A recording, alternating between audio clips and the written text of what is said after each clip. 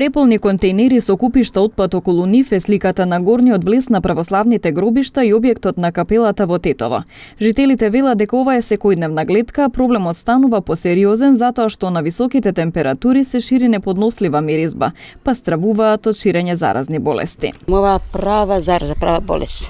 Права болест. Мирише, смрди, кучиња фрлат, сојсенки нестовичи фрлат. Не знам тоа, не знам. Улица наша како да не живееме во Тетово. Ние сме изолирани од све, само за плаќање нас, не наоѓа за друго за ништо. Овде секој ден нон-стоп има ѓубриња, значи сликава катастрофа. Од миризба не се проаѓа. Ние овде што живееме, ова е населба, значи можеме разни болести да патиме. И кучиња се фрлат, и мачки се фрлат, нон-стоп, од кај се носи ова ѓубре, не е само од овде. И од град носат, но ќе фрлат со комбиња, со кој како ќе стигне. Кај ќе фрлявам ја ѓубре, овде кај да од целото тоа фрлја ѓубре. Не само до овоја реона овде. Така беше доле на долната врата. Тоа тамо го среди, се овде го направи. Жителите бараат поголема ажурност на инспекцијските служби.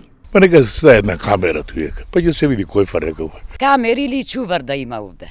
Од локалната самоуправа пак велат дека има казни и ги повикуваат граѓаните да пријавуваат лица кои фрлаат ѓубре на несоодветна локација. Инспекциите излегуваат секојдневно на терен. Ние веќе објавивме на страната на општината дека во соработка со граѓаните тоа што е пријавено злоупотреба, односно фрлање на несоодветно место на отпадоци, веќе е поднесено прекршошно пријава од комуналниот инспекторат до сите тие, затоа еве можност до сите граѓани да ни помогнат да заедно ги најдеме тие што несовесно се однесуваат према јавните површини.